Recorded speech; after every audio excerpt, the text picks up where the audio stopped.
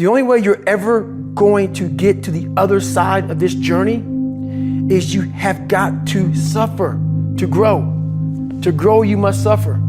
And some people will get it and some people won't. But they have to see what their journey is to start their journey. Several people live to be 100 years old and they have great lives. But somewhere in their life, there was a point where they had a decision to make. They can go left or right on this path. Left was the easy route. Right was the hard route.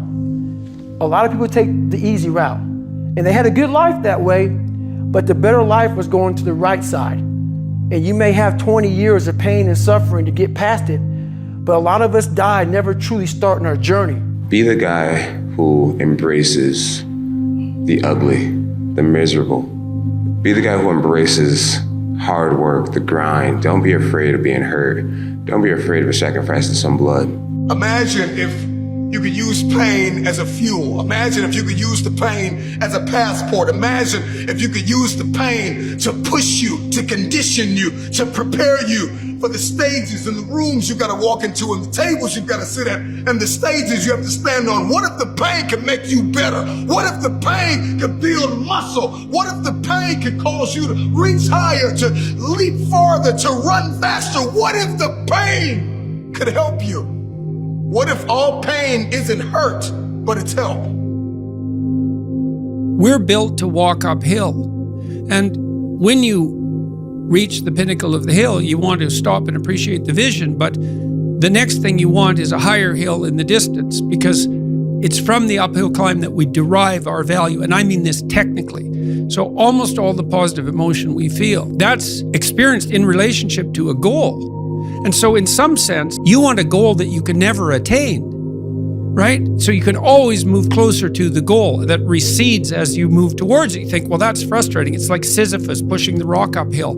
But it's not, because as you pursue that goal, you put yourself together and your life does get better and richer and more abundant. We're running from the truth, man. So the only way I became successful was going towards the truth. As painful and as brutal as it is, it changed me.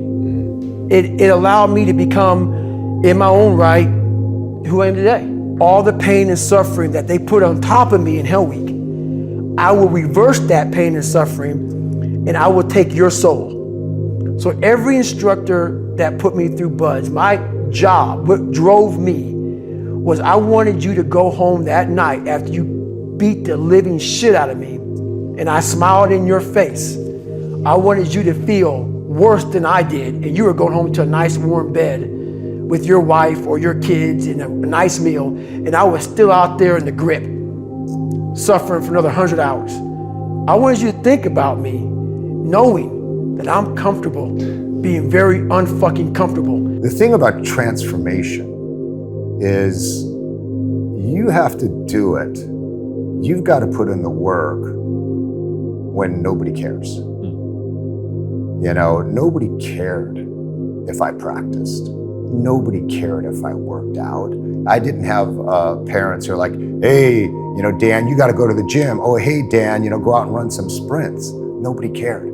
If you want to transform, you have to do the work if nobody cares. There's only one person who has to care, and that's you. You've got to care. You've got to want it. And the reason I think is different for everybody to want it. Some comes out of pain. Some comes out of, you know, I want to prove somebody wrong. And then I think some people just have that switch inside. Let them all talk shit, let them all make their noise, because at the end of the day, you are the only one who has the guts. We have the guts to go to work and show up every single fucking day, day in and day out, putting in the work. You fight through the noise, you fight through the fatigue, you fight through it all, you stay extremely intensely focused on the goal. And once you fight through that fatigue, you fight through the noise, on the other side of that is your goals. On the other side of that is the accomplishment. On the other side of that is your greatness. If you have a sufficiently noble purpose, the suffering will justify itself. And I think that's empirically testable. And I do believe it's the case, because I've watched people do very difficult things. And what that shows is that if you turn around and you confront the suffering voluntarily, you find out that you are way tougher than you think. It's not that life is better than you think. Life is as harsh as you think. It might even be worse, but you are way tougher than you think if you turn around and confront it.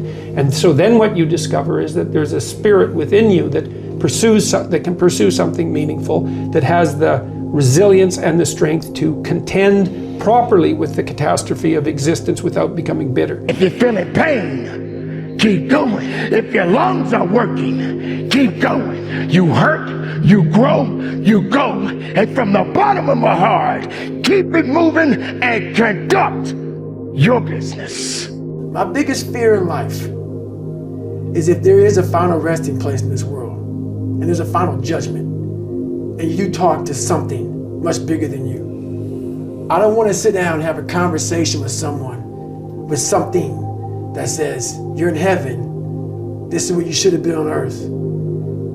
And are you really in heaven now, or are you in hell? A lot of us speak in hollow words. I used to speak in hollow words. I don't do it anymore. Everything that comes out of my mouth has substance, it's real. And we all have these feelings in our bodies, in our minds, in our souls. I act on mine. A lot of us who are afraid of something, we allow our minds to choose the path of least resistance, so we go a different route. When I'm afraid of something, it's telling me you must conquer that. You must do that. Yeah. You have to go that way. And most of us don't understand that mentality.